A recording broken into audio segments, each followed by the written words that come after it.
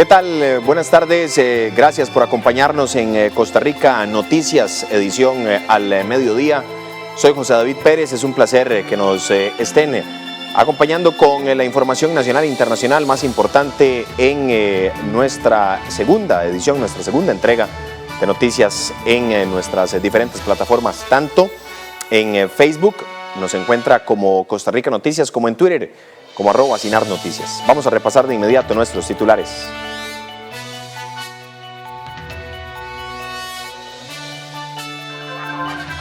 Familias en condiciones vulnerables recibieron 814 paquetes de alimentación y 3.000 mascarillas.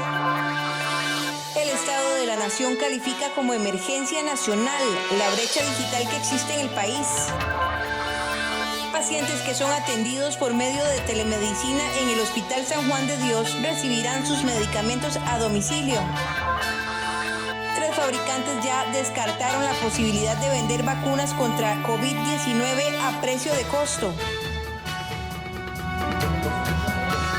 12 en punto de la tarde, iniciamos con información. Un médico ramonense cambia su gabacha por una bomba fumigadora para erradicar garrapatas, pulgas y niguas en Alto Telire, Talamanca. Este galeno se interna durante 15 días en zonas indígenas para atender las necesidades médicas de esta población. Alberto Barrantes es un ramonense que tiene 37 años, estudió en Cuba, tiene 10 años de trabajar con la Caja Costarricense del Seguro Social y 5 de brindar un servicio médico en un pequeño y humilde rancho en Alto Telire, Talamanca. Barrantes suele visitar periódicamente las comunidades indígenas Cabecar, Piedra Mesa y Bajo Bley, en donde más allá de firmar una receta médica o hacer apuntes en un expediente, cambia su gabacha y estetoscopio por una bomba de fumigación para erradicar garrapatas, pulgas y niguas. Localizar al doctor se vuelve muy difícil debido a que en este momento se encuentra en Talamanca y la señal celular o internet es de difícil acceso, pero nos compartió vía telefónica un poco su experiencia. Hay que preparar la comida, la logística, si van a venir voluntarios hay que meterlos en la lista, hay que llevar también el equipo, generador eléctrico, insumos de la caja, medicamentos. O sea, tiene como mucha logística, entonces hemos aprendido mucho. Bueno, en mi parte he aprendido muchísimo sobre eso, coordinación y trabajo en equipo. Y también tiene condiciones muy distintas, hay que llegar allá, hay que limpiar.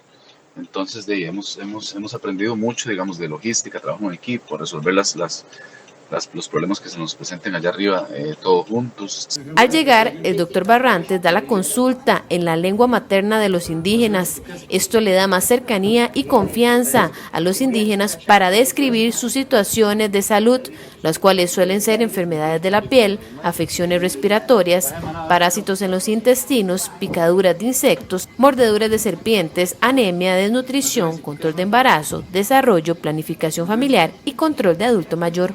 Ha sido una experiencia muy enriquecedora porque también es otra cultura, son otras necesidades, es gente que realmente aprecia el servicio que le brindamos, puesto que caminan de largas distancias también para llegar a donde está la clínica. Como ahí no hay un pueblo, eso está, todo el mundo vive ahí, uno en cada loma, digamos, por decirlo así. Entonces, gente muy agradecida, gente muy sencilla, muy humilde, que realmente agradece con una sonrisa el servicio que se le brinda siempre y de la mejor manera, ¿verdad? En la Caja Costarricense del Seguro Social aseguran que se realiza grandes esfuerzos no solo en la atención, sino también en la construcción de 2 puestos de visita periódica con infraestructura acorde en Talamanca para brindar un servicio más integral de acuerdo a las necesidades tanto del equipo humano como de la comunidad. Es un gran reto, puesto que sabemos que es una cosa lenta. Ahora, por dicha, vamos a contar, esperamos pronto, con las nuevas instalaciones que van a tener mucho más recursos para poder hacer esto, un aula, albergue, y posiblemente la permanencia nuestra va a ser un poquito más. A este médico lo acompañan una enfermera, una promotora de salud, un compañero de redes, un ATAP y un técnico en farmacia, quienes durante la pandemia, antes de emprender cada viaje, se hacen la prueba de COVID-19 para estar seguros de que no llevan la enfermedad a la zona indígena. Familias en condiciones vulnerables procedentes de 8 comunidades recibieron 814 paquetes de alimentación y en esta semana unas 3.000 mascarillas por parte de la Fundación Techo y la compañía Safais. La Fundación Techo y la compañía Safais se unieron para llevar paquetes de alimentación a más de 800 familias en condición de vulnerabilidad en las comunidades de Las Palmas, Amelia 3, Nuevo Amanecer, El Cacao, El Jazmín, Los Ángeles, Miravalles y Gloria Bejarano, distribuidas entre la provincia de San José, Alajuela y Cartago. Según el encargado de prensa de Techo, Diego Quintanilla, esperan que con ayuda de donaciones recauden 3.000 mascarillas para agregar este insumo de higiene y prevención ante el COVID-19 a los kits que hacen llegar a las familias.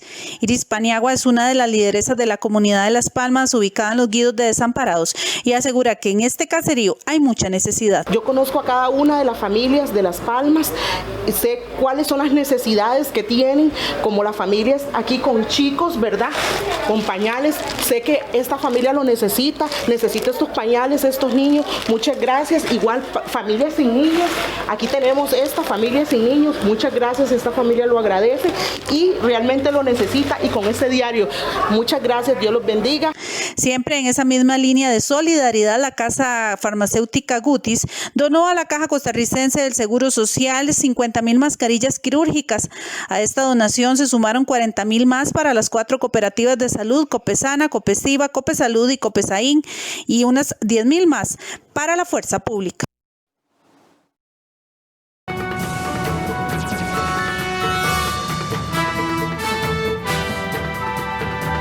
¿Cómo se encuentra el estado del tránsito a esta hora en las diferentes zonas de nuestro país? Iniciamos el repaso gracias a cámarasvialescr.com a las 12:06. Lluvia que ya se hace presente en San José, específicamente en el sector de la rotonda de la Y. Tránsito lento para quienes se dirigen hacia sectores como San Francisco y Desamparados. Los que vienen ingresando hacia el sector de San José o Circunvalación no presentarán mayor complicación en este momento. Con calma, conductores, superficie de rodaje completamente mojada.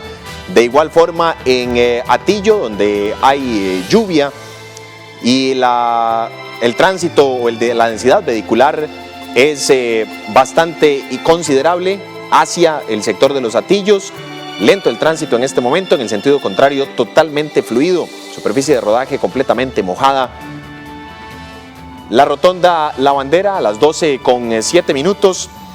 Aquí no presenta condiciones lluviosas aún el pavimento, sin embargo ya en pocos minutos, por lo menos en apariencia, podría hacerse presente la lluvia, condiciones bastante favorables para quienes transitan en este momento la rotonda La Bandera a las 12:07. Y bueno, ahora que estamos en el mes de la anexión, vamos a tener también reportes del tránsito en el sector de Guanacaste, en diferentes zonas. La entrada y salida a Nicoya tiene una dinámica vehicular muy positiva. Pocos carros, no es usual de la época. Ya en esta época mucha gente aprovechaba el fin de semana largo para poder hacer turismo y viajar a las playas de esta zona. Lamentablemente no se puede hacer en este momento por la pandemia del COVID-19, pero bueno, es importante seguir cuidándose y protegiendo la salud de todos y todas en nuestro país. 12:08. Hacemos una pausa y regresamos con más información en Costa Rica Noticias, edición al mediodía. Quédese con nosotros.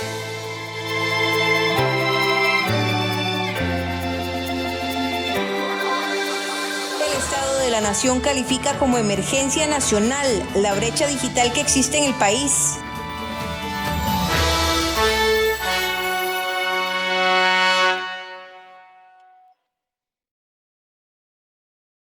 Para el Banco Popular, bienestar significa que usted sienta tranquilidad. La tranquilidad de usar nuestras tarjetas con tasas bajas, cómodas cuotas, disponer de más tiempo y una amplia red para pagar, hacer compras seguras por Internet, BP tasa cero y puntos. Y porque bienestar significa tranquilidad, si compra con nuestras tarjetas participa por 30 premios de 200,000 colones para compra de víveres. Banco Popular y de Desarrollo Comunal. Cuando el mundo está en pausa y todo parece detenerse, las luces se encienden, el pan se sigue horneando, la nube sigue almacenando, el agua sigue fluyendo, Porque cuando el mundo desacelera, podemos ver a las personas que lo mantienen en movimiento. En este mes de julio, agradecemos la labor de nuestros técnicos esenciales. El INAH es WorldSkills Costa Rica. El talento se mueve. Para el BCR, su salud va primero. El BCR le enseña de forma rápida y fácil cómo realizar transacciones bancarias al utilizar sus canales digitales bancobcr.com y app BCR Móvil. Ingrese al canal de YouTube del Banco de Costa Rica y encuentre diferentes tutoriales para aprender de manera muy sencilla a realizar sus transacciones más frecuentes. Por su seguridad y la nuestra, utilice los canales digitales del BCR. Quedémonos en casa. Somos el Banco de Costa Rica. ¿Cómo prevenir el abuso sexual en un 2x3? No debe haber secretos entre mamá, papá, hijos e hijas. Cosechar la confianza con tus hijos e hijas ayuda a prevenir el abuso sexual. Protege a tus hijos e hijas del abuso sexual. Consulta al 1147. Denuncia al 911. PANI y Gobierno de la República. Ahora todo es más simple en la página del banco. Todo es más útil al entrar al sitio web. Es más simple, intuitivo y con un ritmo adictivo. Es música para mis oídos. Una de las instituciones más importantes de nuestro país, el INAH, Instituto Nacional de Aprendizaje. Es una institución autónoma que brinda servicios de capacitación y formación profesional a las personas mayores de 15 años y personas jurídicas. Conozca su historia y funciones en Documentales UNED, el miércoles 22 de julio a las 9:30 de la noche, aquí en 13, Costa Rica Televisión.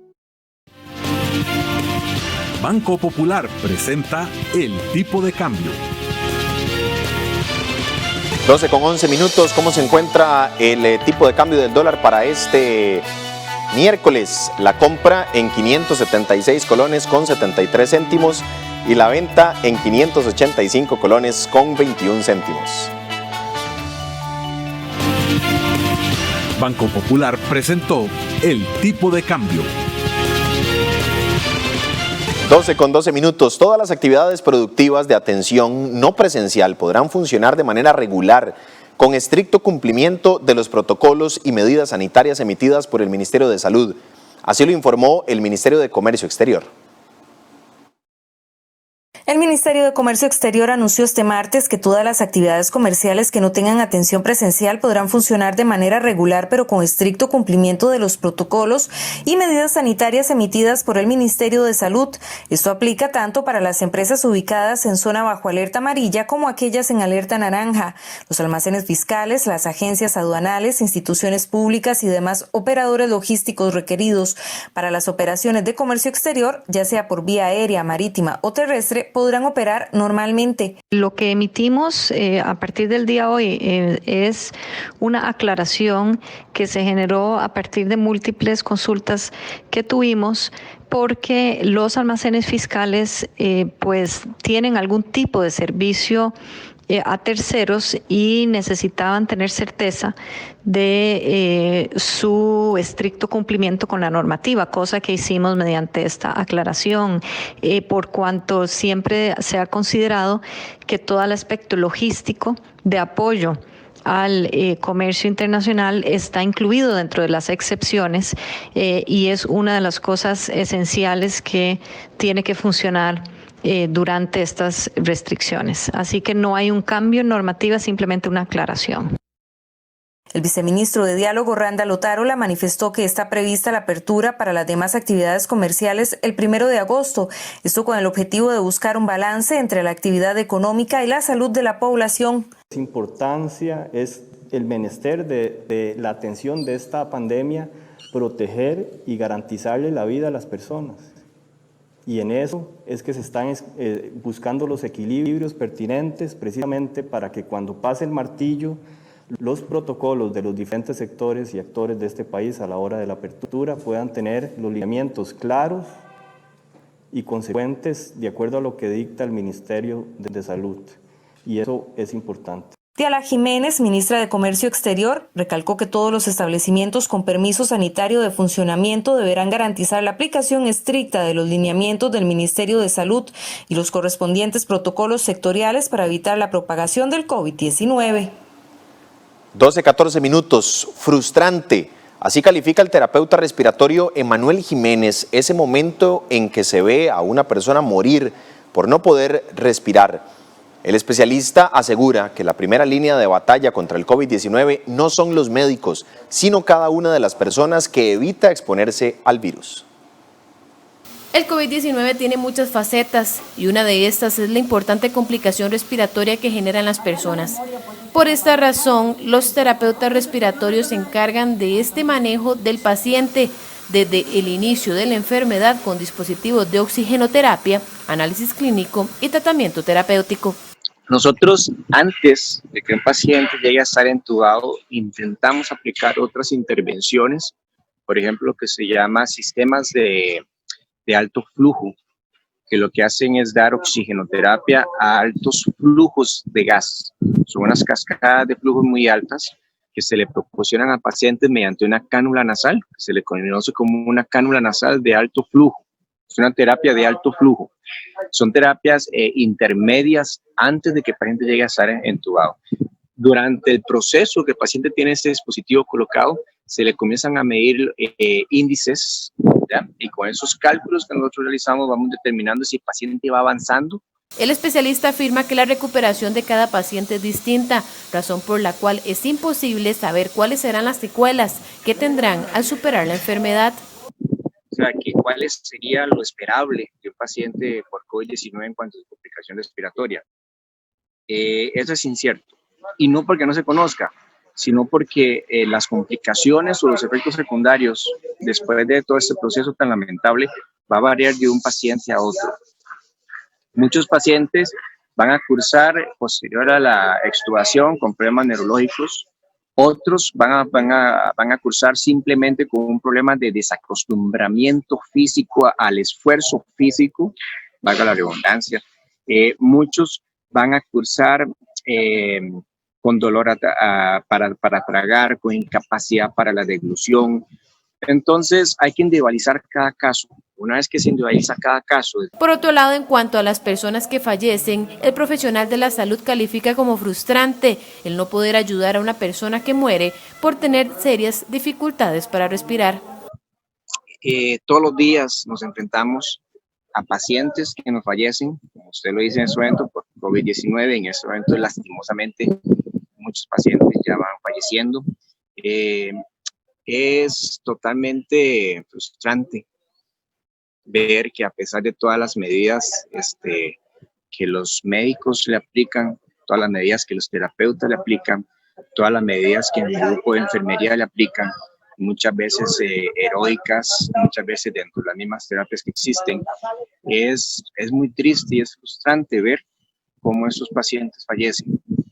Jiménez insiste que la primera línea contra el COVID-19 no es el personal de salud y hace un llamado a las personas a cuidarse. Tengo como 5 o 6 meses por ahí de estar escuchando, somos la primera línea, somos la primera línea. Mentiras. Yo no soy la primera línea de atención. El médico tampoco es la primera línea de atención y la enfermera no es la primera línea de atención. La primera línea de lucha contra este virus es cada persona en su hogar, es cada persona en su comunidad, es cada persona cuando viajamos en autobuses. No sé si te has fijado cuando vamos por la calle, hay personas en las filas, haciendo filas en los autobuses para subirse al autobús, y toman la distancia de los 2 metros. Pero si te quedas viendo hasta que las personas se terminan de subir al bus, después van sentadas cada medio metro. Entonces, es totalmente contradecible. Agrega que el equipo de protección es esencial debido a que el virus se propaga de persona a persona. Evitar áreas con aglomeraciones, utilizar caretas o máscaras en lugares públicos y mantener el distanciamiento social es fundamental para evitar la propagación del virus. El Estado de la Nación califica como emergencia nacional la brecha digital que existe en el país. La directora de este programa aseveró que si no se atiende el problema de inmediato, podríamos perder la generación de la pandemia. Más de 1.200.000 estudiantes se encuentran recibiendo clases en sus hogares debido a la suspensión que se ha dado del curso lectivo a raíz de la pandemia generada por el COVID-19. Ante esto, el Ministerio de Educación Pública ha buscado que la principal forma de solventar la ausencia de los salones de clases por parte de los estudiantes sea mediante los medios virtuales. Sin embargo, una proporción importante de los mismos tiene poca o nula capacidad de conectividad, dada la brecha digital que afecta no solo a aquellos que viven en hogares de menor nivel socioeconómico, sino también en territorios fuera de la región central. Previo a la pandemia, según la encuesta nacional de hogares del 2019, un 67% de estudiantes de la región central tenía conexión a internet desde su hogar, un 29% lo hacía solo a través del celular, mientras que un 3% no tenía ninguna conexión. Esta situación contrasta significativamente con quienes estudian en regiones como la Huetar Caribe, Huetar Norte o la Brunca, pues la conexión desde el hogar rondaba apenas el 40%, mientras que la mitad, es decir, un 20% se conectaba solo por celular y cerca de un 10% no tenía ninguna conexión a internet. Hay grandes desigualdades en el acceso a un internet de buena calidad. Por ejemplo, cuando nosotros comparamos a los niños y a los jóvenes de los hogares del quintil más alto de ingresos, tienen acceso a internet y a una buena conexión de internet en sus hogares más del 80% de esos niños y jóvenes. Esa situación varía para los niños más pobres y los jóvenes más pobres, que ese acceso es apenas de un 37%. La directora del Estado de la Educación señaló que es una emergencia nacional que el gobierno solvente los problemas de conectividad en el país. Hay que acelerar la cobertura y hay que hacerlo con urgencia, porque en este momento tenemos más de 400.000 niños, niñas y adolescentes que no están en condiciones de recibir educación a distancia como debieran. Y si estamos hablando del quintil más pobre, estamos hablando de más de 200.000 niños, niñas y adolescentes que están en estas condiciones. ¿Eso qué significa? Que es emergencia nacional hacer esta conectividad. O sea, nosotros necesitamos como país que el acceso a Internet sea un derecho universal. Le quiero anunciar al país que ya estamos trabajando en una propuesta legislativa para que en cuanto antes existan mecanismos para liberar recursos y de esta forma atender a las familias que hoy no tienen este acceso a la educación. En el país hay un total de 1.200.000 estudiantes, lo sugiere el informe, y hay 500.000 estudiantes que no tienen acceso a Internet ni tienen tampoco dispositivos como las computadoras para cumplir con sus trabajos. Hay una brecha y una distancia que está lamentablemente afectando a las familias más pobres. Desde el Ministerio de Educación Pública aseguran que ellos han buscado solventar también el problema, no solo con el tema de conectividad, sino con algunas otras estrategias.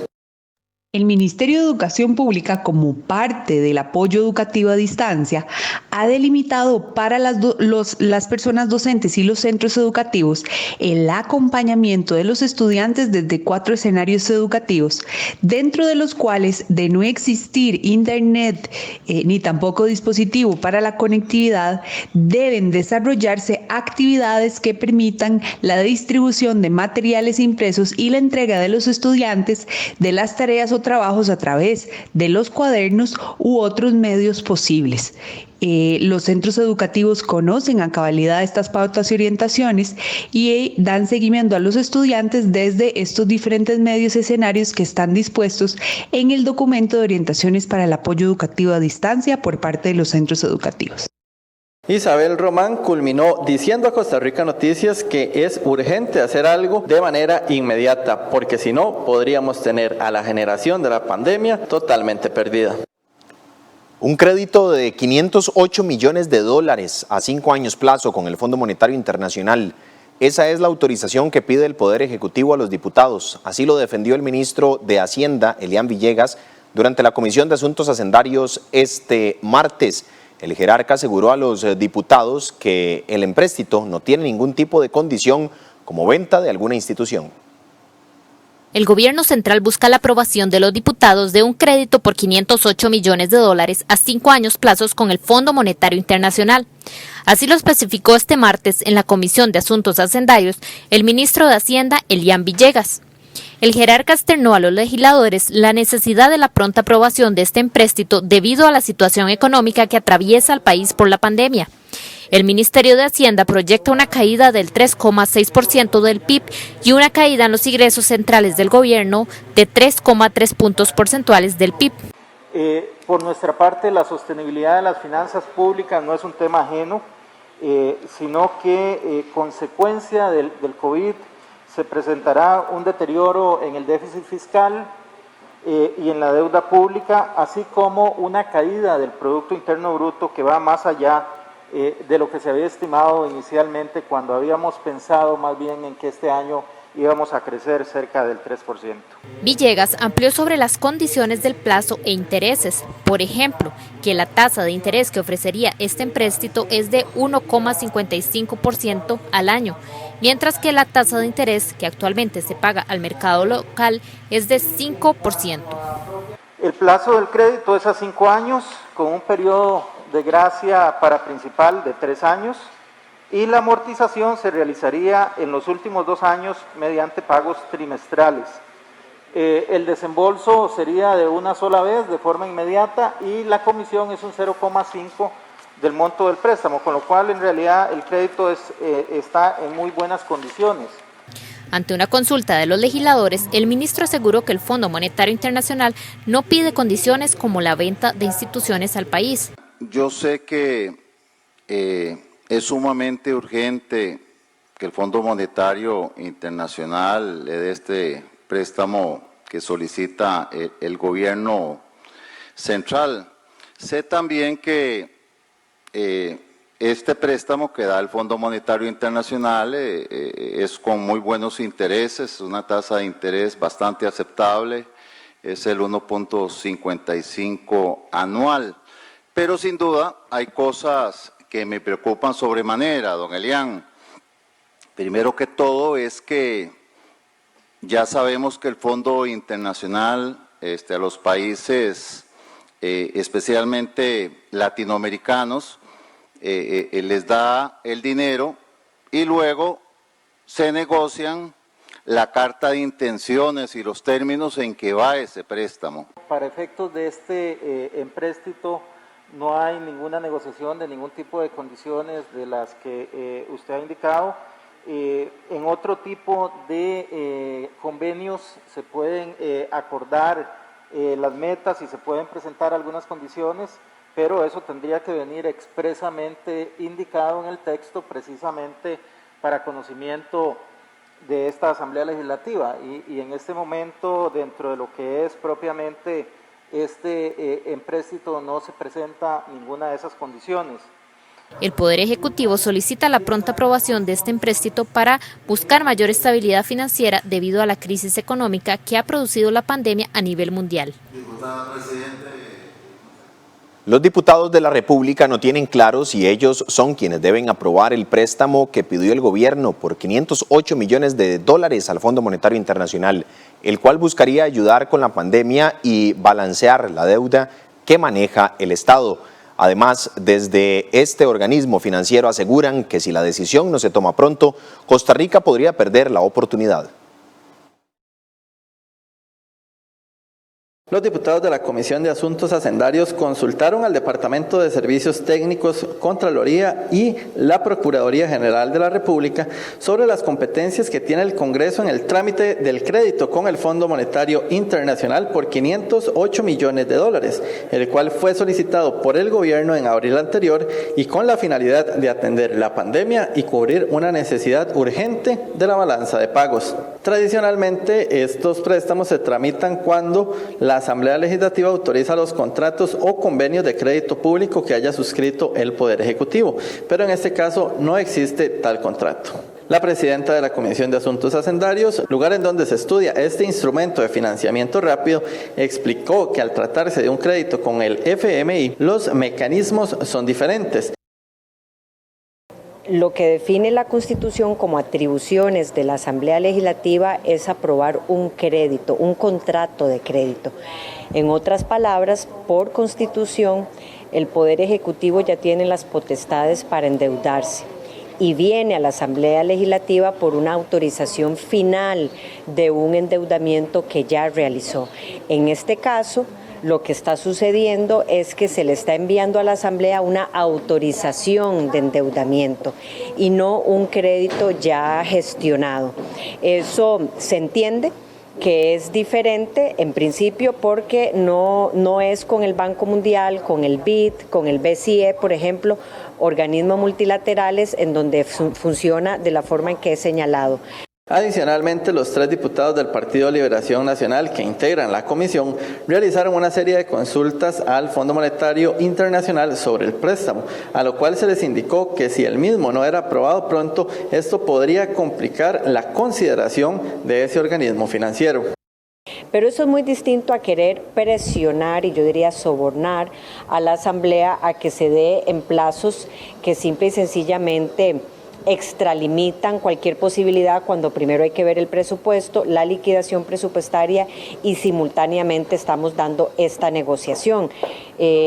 Por otro lado, la consulta que se hizo fue si una cosa está condicionada a la otra, porque este préstamo rápido de financiamiento ya fue aprobado por el Fondo Monetario, no tiene necesariamente una relación con la otra. Peor aún, lo que nos preocupa es que el gobierno quiera tomar estos recursos y desentenderse de la negociación mucho más estructural, que es la que llevaría el acuerdo de giro o de stand-by.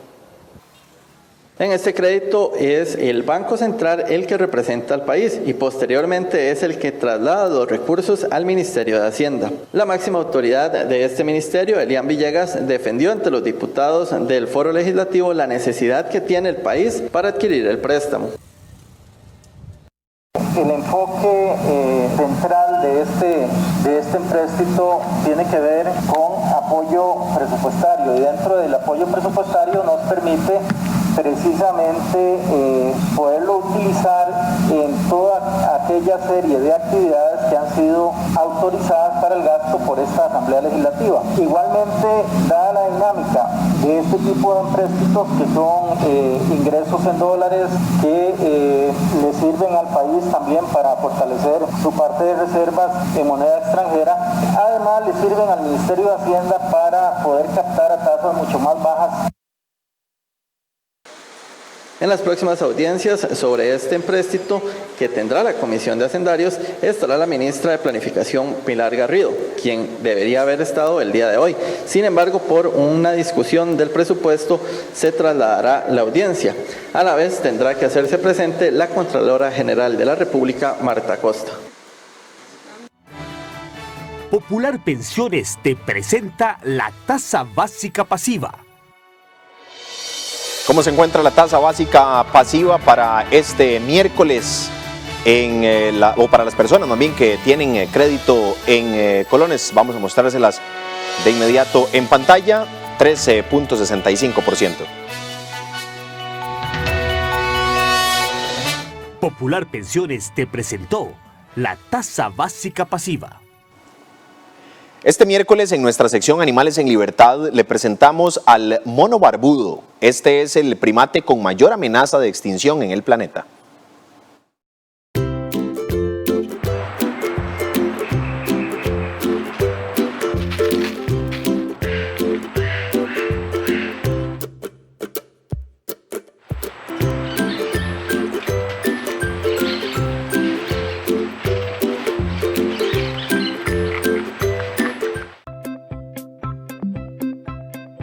El macaco cola de león o mono barbudo es el primate con mayor peligro de extinción en el mundo.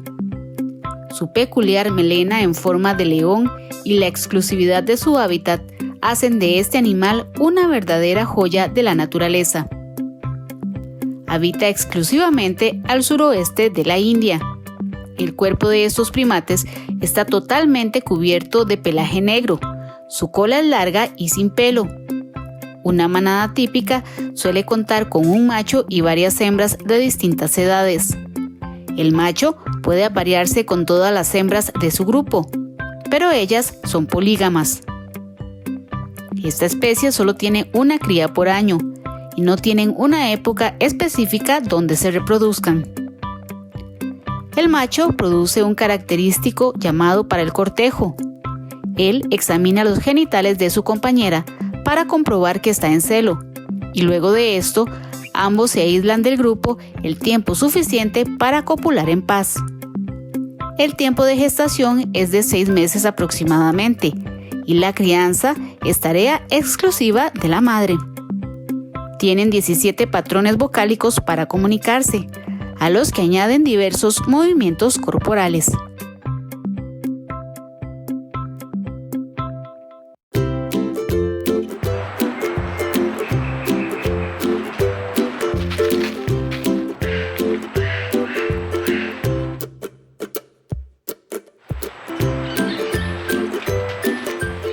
$12:35, hacemos una nueva pausa y regresamos con más información. Recuerde que puede seguirnos a través de 101.5 FM en Costa Rica Radio. Ya regresamos.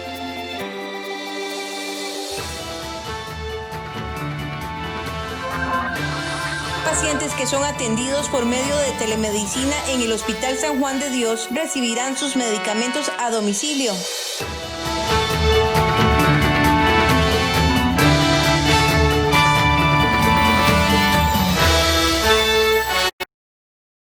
Esto es una joya y un crédito. Dinero al instante con el crédito sobre alhajas del Banco Popular. Una solución para momentos difíciles. Consúltelo aquí, Banco Popular. Cuando el mundo está en pausa y todo parece detenerse, las luces se encienden. El pan se sigue horneando. La nube sigue almacenando. El agua sigue fluyendo. Porque cuando el mundo desacelera, podemos ver a las personas que lo mantienen en movimiento.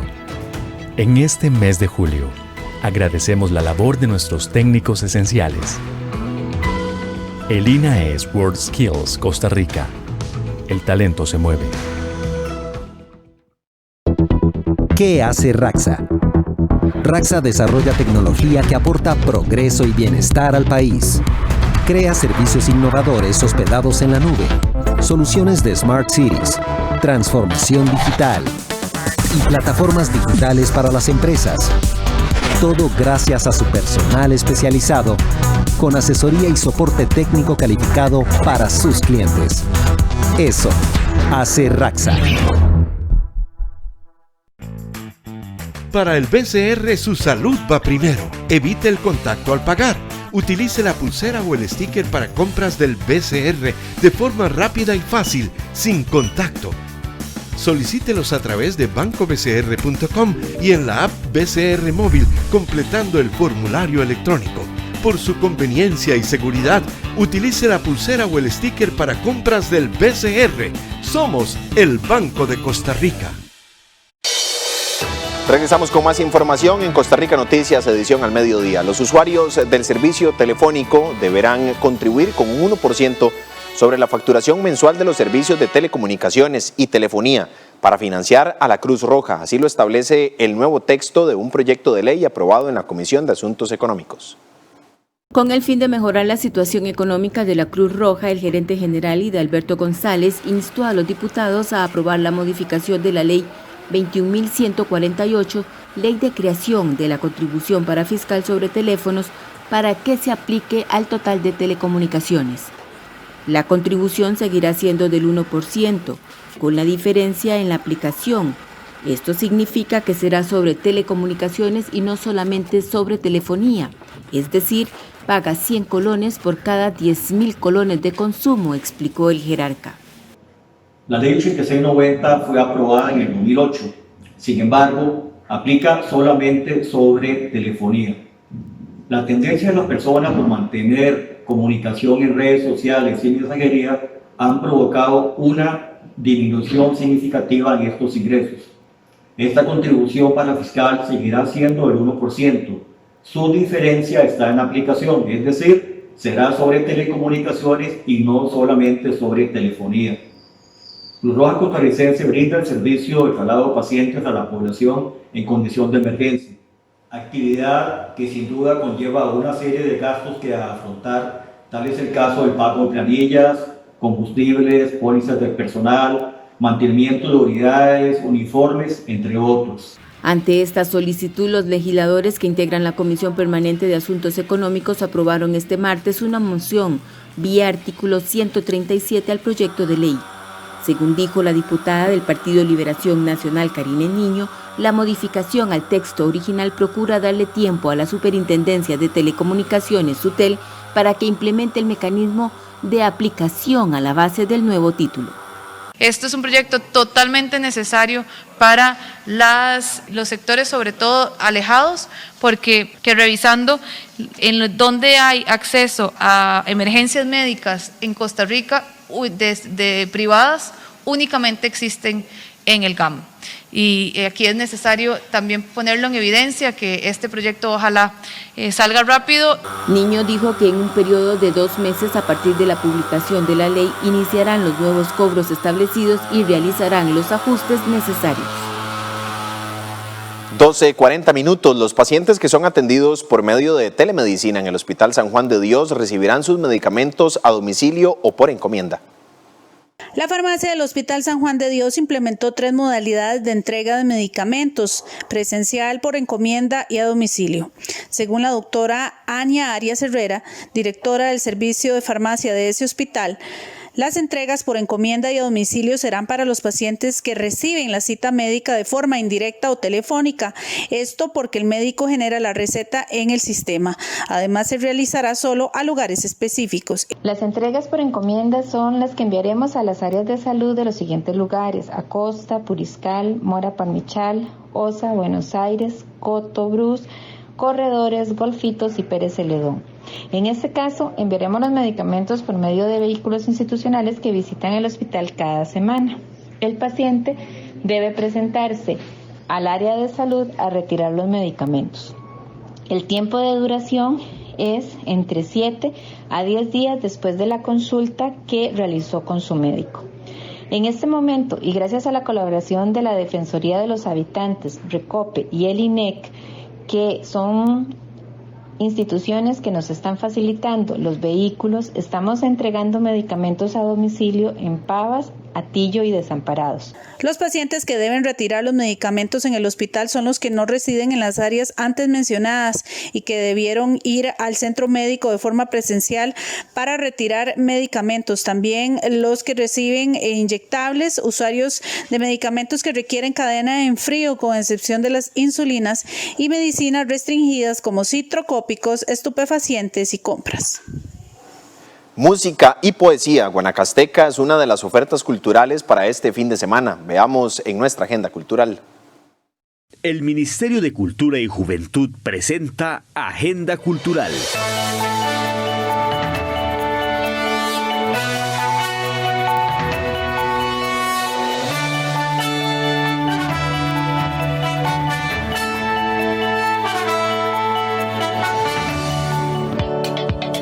El país celebra este 25 de julio 196 años de la incorporación del Partido de Nicoya a Costa Rica, y la Biblioteca Nacional lo invita a disfrutar la presentación Guanacaste Tierra Mía, una muestra de poesía y música guanacasteca. Participan Gonzalo Alvarado, la Marimba Diriá y el grupo Los de la Bajura. La actividad se transmitirá el sábado 25 de julio a las 2 de la tarde en el Facebook de la Biblioteca Nacional de Costa Rica.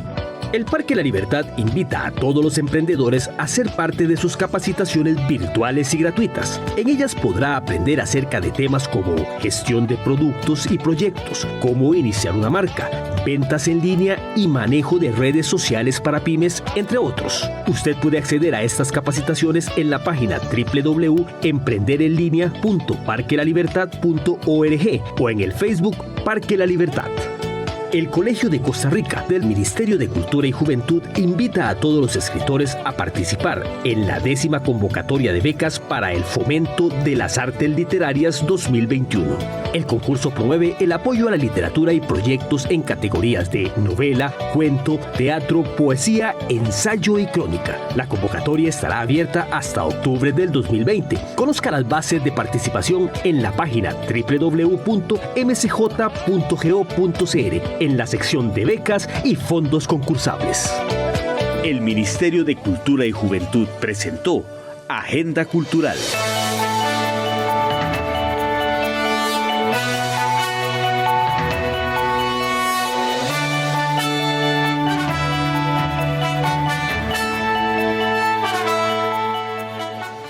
Más de 700 personas de nacionalidad nicaragüense han sido trasladados de manera controlada desde la frontera con Panamá hasta Peñas Blancas. Sin embargo, aún quedan al menos 1,000 más que desean retornar a su país.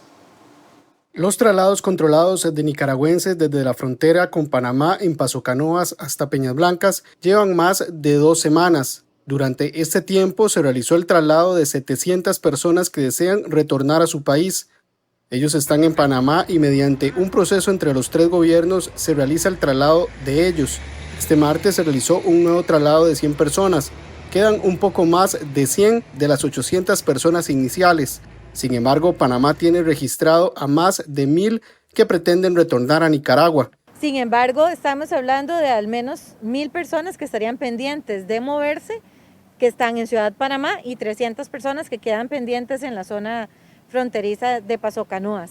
Así es que también el llamado para las personas nicaragüenses es a someterse al procedimiento y esperar la autorización de los diferentes gobiernos para hacer el tránsito. El gobierno de Nicaragua mantuvo este martes a al menos 150 de sus ciudadanos en la frontera con Peñas Blancas sin ingresar a su país, pues les pedían antes una prueba de COVID-19. Este grupo son personas que se encontraban en Costa Rica y que decidieron regresar a Nicaragua y no son parte de los grupos controlados por la policía. Hay un grupo de 150 personas de nacionalidad nicaragüense que han finiquitado el trámite de salida de Costa Rica y estarán a la espera de ser aceptados por las autoridades nicaragüenses. Hay una indicación por parte de la autoridad migratoria NICA que señala que hay un requerimiento de salud que deben de cumplir las personas de Nicaragua para poder ingresar a su país de origen. Y esta sería la razón del atraso. Importante mencionar que nada tiene que ver estas personas con la burbuja sanitaria de tránsito organizado que hemos efectuado en las últimas semanas. Los traslados se efectúan cuando Nicaragua da el visto bueno a la lista suministrada por Panamá. Chipre ofrece cubrir todos los gastos médicos si una persona estando de visita en su isla se contagia de coronavirus. Esto con el fin de incentivar la visita de turistas y activar su economía. Esto y más en la sección de redes sociales.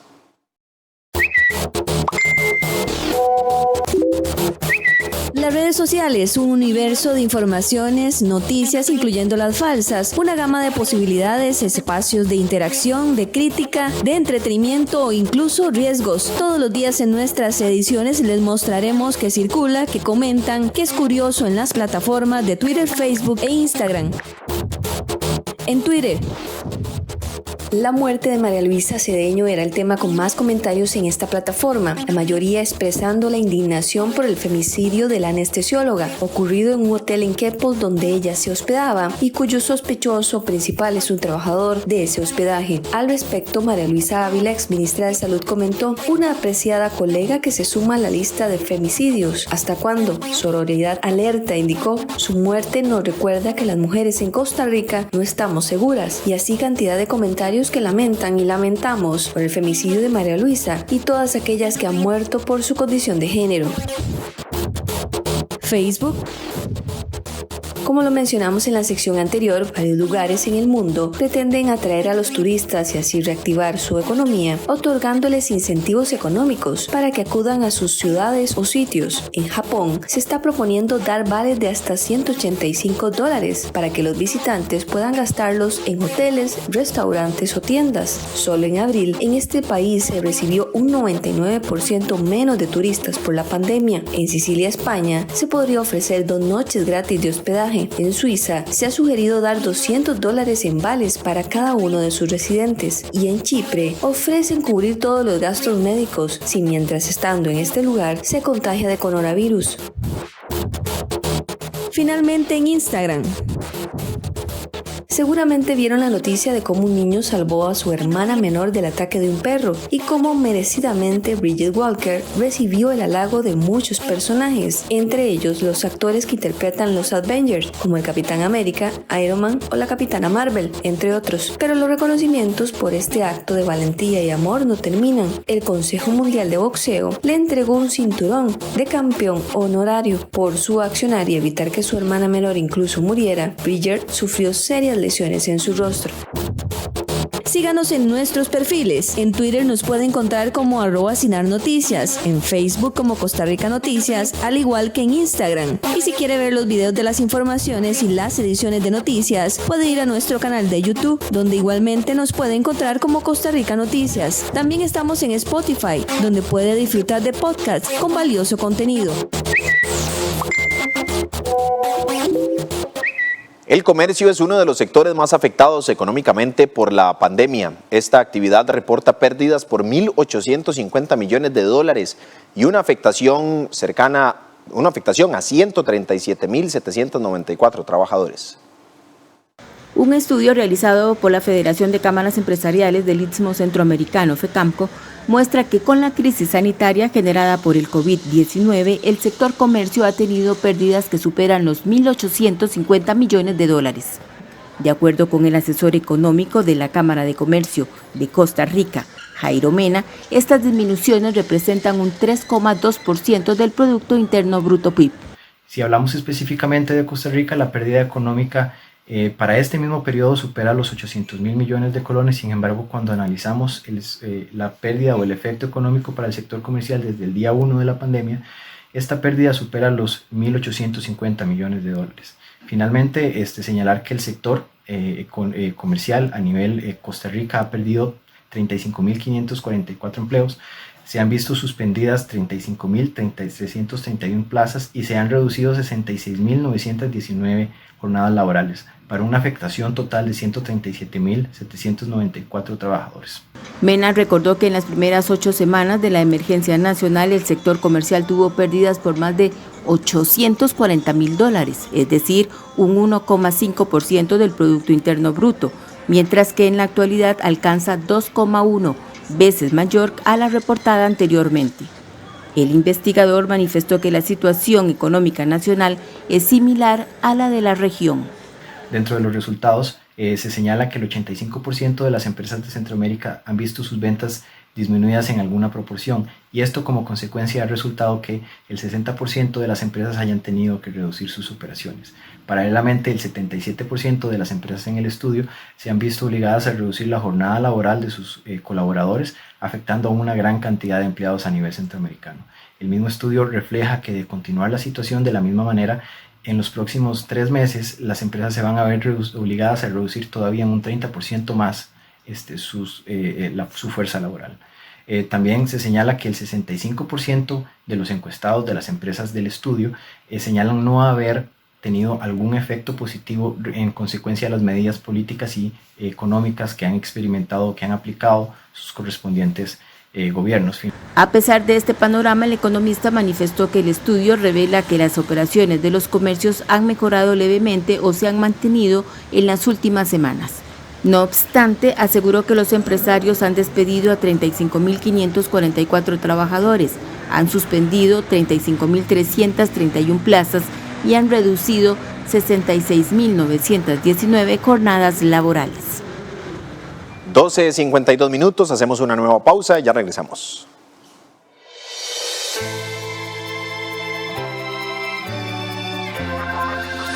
Tres fabricantes ya descartaron la posibilidad de vender vacunas contra COVID-19 a precio de costo.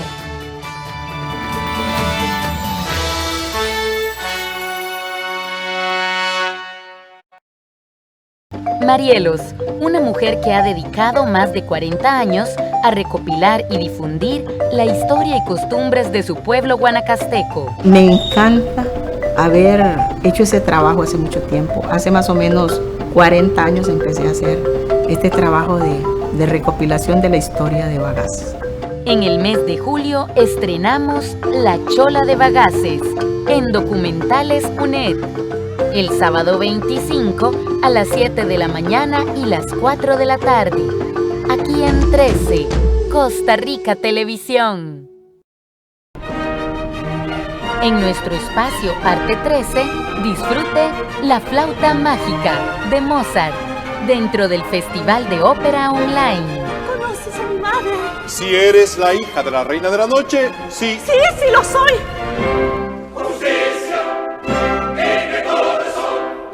El domingo 26 de julio a las 2:30 de la tarde, con repetición el viernes 31 a las 9 de la noche, en 13, Costa Rica Televisión. Esta semana, en Punto y Coma, el escritor Byron Espinosa nos presenta Los restos de la lluvia, un poemario que bucea entre el surrealismo y la vida urbana a través de las sombras del pasado y de una vida añorada que se esfuma, como la lluvia.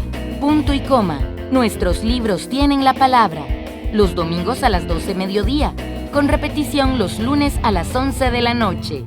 Solo en 13, Costa Rica Televisión. Hola, ¿qué tal? Mi nombre es Adrián Naranjo y soy parte del equipo de producción de 13 Costa Rica Televisión. A diario nos llegan mensajes de apoyo, informaciones de iniciativas gubernamentales, empresariales que buscan adaptarse y sobrevivir. Historias innovadoras y esperanzadoras de personas que luchan por encontrar soluciones en estos tiempos de cambios. Y son precisamente esos esfuerzos los que vamos a compartir acá, en este programa Soluciones del 13. Los esperamos entonces todos los días justo después de la conferencia de prensa del Ministerio de Salud, aquí en 13 Costa Rica Televisión y 101.5 Costa Rica Radio.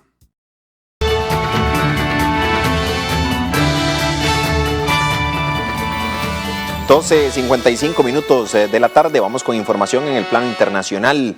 Precisamente arrancamos con información porque 3 fabricantes ya descartaron la posibilidad de vender vacunas contra la COVID-19 a precio de costo. Laboratorios estadounidenses dijeron el martes que en caso de lograr la vacuna contra el nuevo coronavirus no la venderán a precio de costo. Así lo dijeron las compañías Pfizer, Merck y Moderna durante una audiencia con el Congreso de Estados Unidos. Moderna ha desarrollado una de las vacunas experimentales más avanzadas, cuyos ensayos de fase 3 comenzarán la próxima semana en 30,000 voluntarios. Esperaríamos en otoño hacia fin de año. Tendríamos los datos que podrían someterse a la FDA para que hagan la determinación sobre si nos aprueban. También esperaríamos que en ese punto millones de dosis de la vacuna estén disponibles. Varias compañías han recibido subvenciones de cientos de millones de dólares del gobierno de Estados Unidos u otros países, pero estos acuerdos no siempre vienen con cláusulas que limitan el precio máximo de la dosis. En sentido opuesto, Johnson & Johnson y AstraZeneca se han comprometido a vender inicialmente sus vacunas sin obtener ganancias. AstraZeneca, socio de la Universidad de Oxford en el desarrollo de una de las vacunas más avanzadas en este momento, ya en ensayo de fase 3, firmó un contrato por $1.200 millones con la agencia BARDA del gobierno de Estados Unidos que prevé la entrega de 300 millones de dosis a precio de costo. La Unión Europea firmó un contrato similar en junio.